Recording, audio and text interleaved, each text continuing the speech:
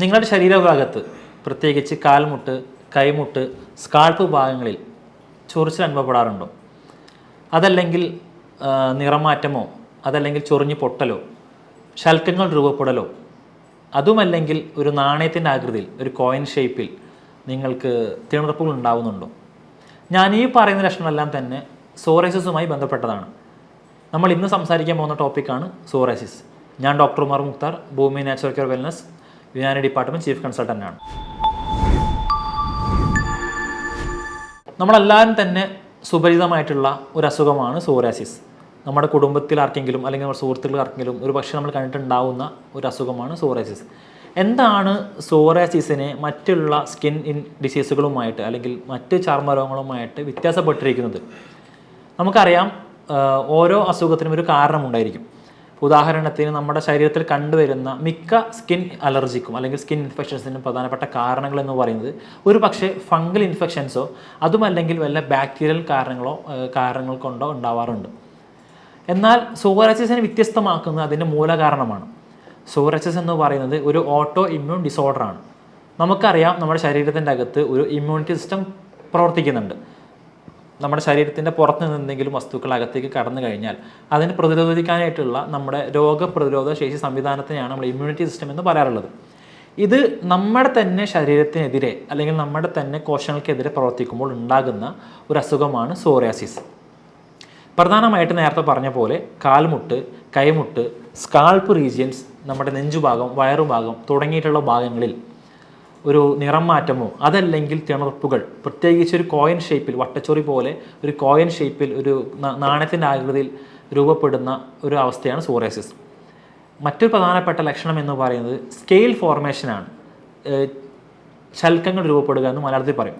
അഥവാ നമ്മുടെ സ്കിന്നിൻ്റെ അപ്പർ ലെയറായിട്ടുള്ള എപ്പിഡെർമിസ് അത് നശിച്ച് അല്ലെങ്കിൽ ഒരുപാട് ഗ്രോത്ത് ഉണ്ടായി അത് ഡെഡായി അവിടെ കെട്ടിക്കിടക്കുന്ന ഒരു അവസ്ഥയാണ് സ്കെയിലിംഗ് എന്ന് പറയുന്നത്. അത് പ്രത്യേകിച്ച് സ്കാൾപ്പ് ഭാഗത്താണ് കാണാറ്. അഥവാ നമ്മുടെ മുടി തുടങ്ങിയിട്ടുള്ള ഈ ഭാഗത്ത് ഇവിടെ നമുക്ക് കാണാൻ പറ്റും ശൽക്കങ്ങൾ കട്ടിയായിട്ട് അടിഞ്ഞു കൂടിയിട്ടുണ്ടായിരിക്കും. ഇത് പ്രധാനമായിട്ടും സോറിയാസിസിൻ്റെ ഒരു ലക്ഷണമാണ്.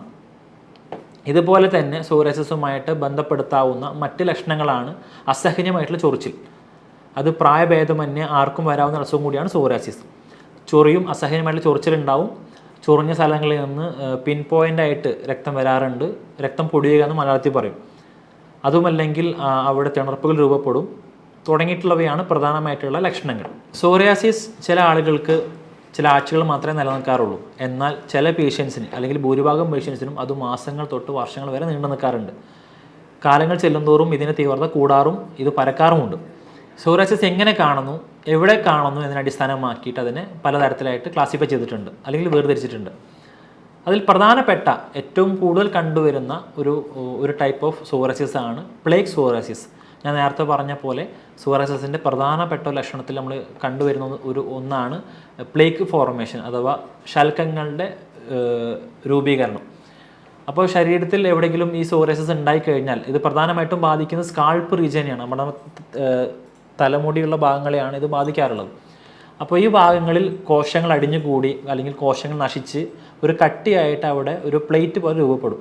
ഈ ശൽക്കങ്ങൾ നമുക്ക് അടർത്തിയെടുക്കാൻ കഴിയും. അടർത്തിയെടുത്തു കഴിഞ്ഞാൽ തന്നെ അവിടെ നമുക്ക് രക്തം പൊടിയുന്ന ഒരു അവസ്ഥ കാണാൻ കഴിയും. അപ്പോൾ ഇത്തരത്തിലുള്ള ശൽക്കങ്ങൾ രൂപപ്പെടുന്ന സോറിയാസിസിനെയാണ് നമ്മൾ പ്ലേഗ് സോറിയാസിസ് എന്ന് പറയാറുള്ളത്. ഇതെല്ലാവർക്കും ഇതേപോലെ തന്നെ വന്നോളം നിർബന്ധവുമില്ല. ചില ആളുകൾക്ക് കണ്ടുവരുന്ന സോറിയാസിസ് എന്ന് പറയുന്നത് ഗുട്ടേറ്റ് സോറിയാസിസ് ആണ്. ഗുട്ടേറ്റ് എന്ന് പറഞ്ഞു കഴിഞ്ഞാൽ ഡ്രോപ്പ് എന്നാണ് അർത്ഥം, അഥവാ തുള്ളി പോലെ ശരീരത്തിൻ്റെ അവിടെയും ഇവിടെയൊക്കെ ആയിട്ട് സോറിയാസിസ് കാണുന്ന അവസ്ഥയാണ് നമ്മളിതിന് ഗുട്ടേറ്റ് സോറിയാസിസ് എന്ന് പറയാറുള്ളത്.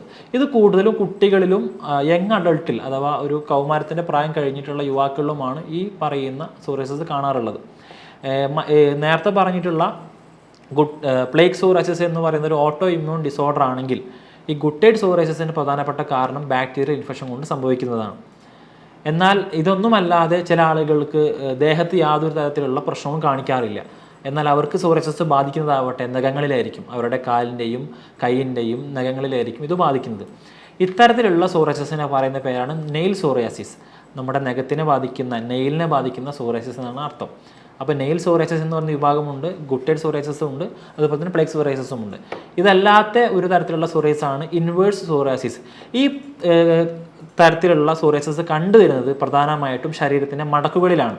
ഇപ്പോൾ സ്ത്രീകളിലാണെങ്കിൽ അവരുടെ ബ്രസ്റ്റിന് താഴെ, അതല്ലെങ്കിൽ കാൽമുട്ടിൻ്റെ പിറകുവശത്ത്, കൈ കൂടുന്ന ഈ സ്ഥലത്ത്, അതുപോലെ നമ്മുടെ കാലിൻ്റെ അയവുകളിൽ തുടങ്ങിയിട്ട് ശരീരത്തിന് മടക്കുകൾ എവിടെയൊക്കെയുണ്ടോ അവിടെയെല്ലാം കാണുന്ന ഒരു പ്രത്യേക തരത്തിലുള്ള സോറിയാസിസ് ആണ് ഈ പറയുന്ന ഇൻവേഴ്സ് സോറിയാസിസ്.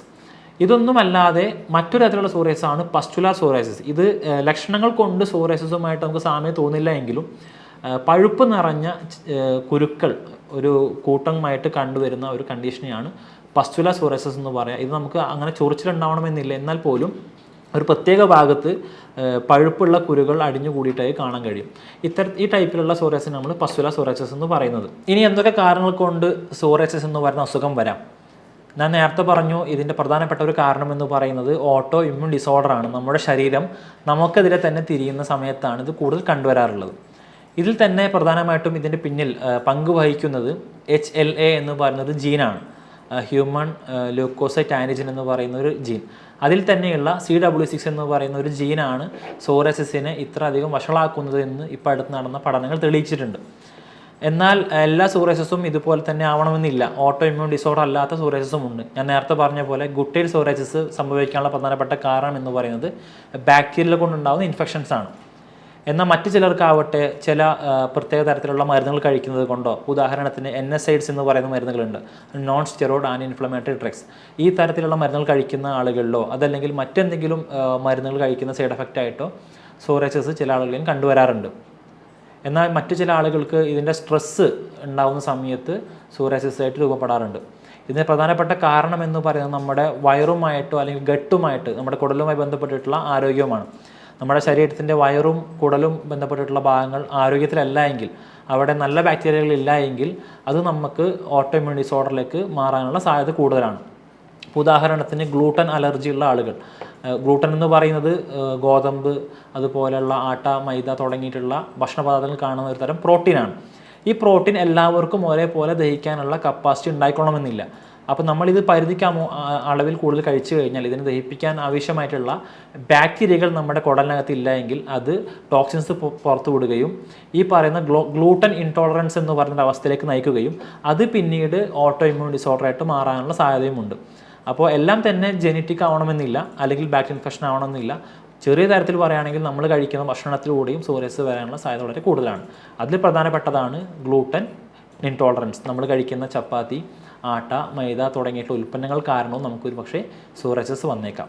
എന്തൊക്കെ കാരണങ്ങൾ കൊണ്ട് സോറിയാസിസിനെ നമുക്ക് ട്രിഗർ ചെയ്യാം, അല്ലെങ്കിൽ എന്തൊക്കെ കാരണങ്ങൾ സോറിയാസിസിൻ്റെ നില വഷളാക്കാം എന്നുള്ളതാണ് നമ്മൾ സംസാരിക്കാൻ പോകുന്നത്. പ്രധാനമായിട്ട് നമുക്കറിയാം, സ്മോക്കിംഗ്, ആൽക്കഹോളിസം, പുകവലിയും മദ്യപാനവും സോറിയാസിസുള്ള ആളുകൾക്ക് അവരുടെ അസുഖത്തിൻ്റെ വ്യാപ്തി കൂട്ടാൻ കാരണമായേക്കാം.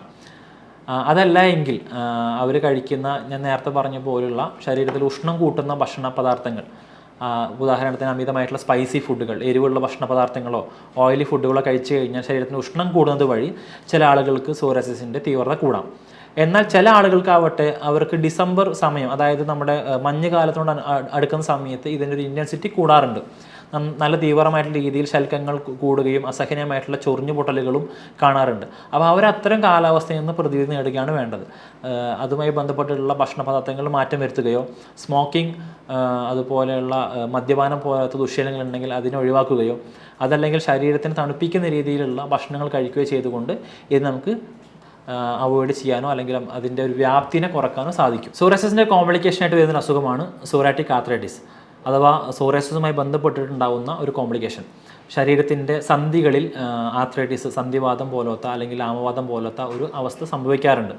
അതായത് നമ്മുടെ സന്ധികളിൽ നീര് വന്നടിയുകയോ അല്ലെങ്കിൽ സന്ധികൾ മടക്കാൻ പറ്റാത്ത അവസ്ഥയോ അസഹനീയമായിട്ടുള്ള വേദനയോ കാണാറുണ്ട് ഇത്തരം രോഗികളിൽ. ഇതിൻ്റെ ഒരു കോംപ്ലിക്കേഷനായിട്ട് പറയുന്ന ഒരു അവസ്ഥയാണ്. യുനാനി വൈദ്യശാസ്ത്രത്തിൽ സോറിയാസിസ് എന്ന് പറയുന്നത് രക്തം ദൂഷിക്കുന്നത് കൊണ്ടോ അല്ലെങ്കിൽ കറുത്ത പിത്തം എന്ന് പറയുന്ന സൗധ അധികരിക്കുന്നത് കൊണ്ടോ ആണ് സംഭവിക്കുന്നതെന്നാണ് പറയപ്പെടുന്നത്. അതുകൊണ്ട് തന്നെ സൗധ അധികരിക്കുന്നത് വഴിയുള്ള സോറിയാസിസ് അഥവാ കറുത്ത പിത്തം അധികരിക്കുന്ന വഴിയുള്ള സോറിയാസിസ് എന്ന് പറയുന്ന കണ്ടീഷൻ നമുക്ക് മരുന്നുകൾ കൊണ്ട്, സൗധ കുറക്കാനുള്ള മരുന്നുകൾ കൊടുത്തുകൊണ്ടും, രക്തം ദൂഷിച്ചത് വഴി ഉണ്ടാകുന്ന സോറിയാസിസ് ബ്ലഡ് പ്യൂരിഫയറുകളായിട്ടുള്ള മരുന്നുകൾ അഥവാ രക്തം ശുദ്ധീകരിക്കാനുള്ള മരുന്നുകൾ കൊടുത്തുകൊണ്ടും നമുക്ക് ഭേദമാക്കാൻ പറ്റുന്നതാണ്. ഞാൻ നേരത്തെ പറഞ്ഞ പോലെ തന്നെ ഈ പറയുന്ന സോറിയാസിസിൻ്റെ എല്ലാ ലക്ഷണങ്ങളും എല്ലാ ബുദ്ധിമുട്ടുകളും നമുക്ക് മരുന്നുകൾ കൊടുത്തുകൊണ്ടും ഭക്ഷണത്തിൽ ക്രമീകരണം വരുത്തിക്കൊണ്ടും പരിപൂർണമായിട്ടും മാറ്റിയെടുക്കാൻ കഴിയുന്നൊരു വസ്തുവും കൂടിയാണ്. സോറിയാറ്റിക് ആർത്രൈറ്റിസിൻ്റെ കണ്ടീഷനിലായാലും ഇതിൻ്റെ എല്ലാ ലക്ഷണങ്ങളും, ഇപ്പോൾ നീരുകെട്ടാവട്ടെ, വേദനയാവട്ടെ, അല്ലെങ്കിൽ സോറിയാസിസുമായി ബന്ധപ്പെട്ടുള്ള ലക്ഷണങ്ങൾ തന്നെ ആവട്ടെ, എല്ലാം തന്നെ നമുക്ക് കംപ്ലീറ്റ് ആയിട്ട് മാറ്റിയെടുക്കാൻ കഴിയുന്ന ഒരു അസുഖമാണ് സോറിയാസിസ്. നമുക്ക് വീട്ടിൽ നിന്ന് തന്നെ ചെയ്യാൻ പറ്റുന്ന ഒരു ഹോം റെമഡി എന്ന് പറയുന്നത്, സോറിയാസിസുമായി ബന്ധപ്പെട്ടിട്ട് വിഷമതകൾ അനുഭവിക്കുന്ന ആളുകൾക്ക് ദന്തപാല എന്ന് പറയുന്ന ചെടിയുടെ എണ്ണ, തുല്യമായ അളവിൽ വെളിച്ചെണ്ണ, ഉദാഹരണത്തിന് 1 കിലോ ദന്തപാല ചെടിയുടെ ഇലയാണ് എടുക്കുന്നതെങ്കിൽ 1 ലിറ്റർ വെളിച്ചെണ്ണ, ഇത് രണ്ടും പാടെ ചേർത്ത് വെയിലത്ത് വെക്കുക. തുടർച്ചയായി 5 ദിവസം വെച്ച് കഴിഞ്ഞാൽ ഈ ഓയിലിൻ്റെ നിറം എന്ന് പറഞ്ഞൊരു റോസ് കളറിലേക്ക് മാറും. ഈ എണ്ണ വളരെയധികം സോറിയാസിസിന് ഫലപ്രദമായിട്ടൊരു എണ്ണയാണ്. ഇത് നമുക്ക് ഏതൊക്കെ ഭാഗത്ത് സോറിയാസിസിൻ്റെ പ്രശ്നങ്ങളുണ്ടോ അവിടെ എല്ലാം അപ്ലൈ ചെയ്യാം. ഇത് ഏത് പ്രായക്കാർക്കും അപ്ലൈ ചെയ്യാൻ പറ്റുന്നൊരു എണ്ണയാണ്. അപ്പോൾ ഞാൻ നേരത്തെ പറഞ്ഞ പോലെ ഇതുമായി ബന്ധപ്പെട്ടിട്ടുള്ള എല്ലാ ബുദ്ധിമുട്ടുകളും നമുക്ക് മരുന്നുകളിലൂടെ മാറ്റിയെടുക്കാൻ പറ്റും, പരിപൂർണമായിട്ട് മാറ്റിയെടുക്കാൻ പറ്റും. യുനാനി സിദ്ധാന്തത്തിൽ ഉപയോഗിക്കുന്ന, വൈദ്യശാസ്ത്രത്തിൽ ഉപയോഗിക്കുന്ന ചില വിശിഷ്ടമായ കൂട്ടുമരുന്നുകളുണ്ട്. നമ്മുടെ എക്സസീവായിട്ട് ഞാൻ നേരത്തെ പറഞ്ഞ പോലെ കറുത്ത പിത്തം കൂടുന്ന വഴി ഉണ്ടാകുന്ന സോറിയാസിസിനെ കുറയ്ക്കാനായാൽ പോലും, ബ്ലഡിൻ്റെ ഡിസോർഡർ കൊണ്ട് സംഭവിക്കുന്ന സോറിയാസിസ് ആയാൽ പോലും പരിപൂർണമായിട്ട് മാറ്റാൻ കഴിയുന്ന മരുന്നുകളുണ്ട്. അപ്പോൾ ഈ അസുഖം പിടിപെട്ടവർ അതിൻ്റെ ഒരു കോംപ്ലിക്കേഷൻസിലേക്ക് പോവാതെ എത്രയും പെട്ടെന്ന് ക്വാളിഫൈഡ് ആയിട്ടുള്ള ഡോക്ടർമാരുടെ അടുത്ത് പോയി വിദഗ്ധമായിട്ടുള്ള ഉപദേശങ്ങൾ തേടണമെന്നും ഈ അസുഖത്തിനെ ഭക്ഷണത്തിലൂടെയും മരുന്നുകളിലൂടെയും പരിപൂർണമായിട്ട് മാറ്റിയെടുക്കാൻ പറ്റുമെന്നുള്ള ധാരണയും രോഗികൾക്ക് വേണ്ടതുണ്ട്. ഇതുമായി ബന്ധപ്പെട്ടുള്ള എന്തെങ്കിലും സംശയങ്ങൾ നിങ്ങൾക്ക് ഉണ്ടെങ്കിൽ താഴെ കാണുന്ന നമ്പറിൽ ചോദിക്കാം. മറ്റൊരു ടോപ്പിക്കുമായിട്ട് നമുക്ക് വീണ്ടും കാണാം. Thank you.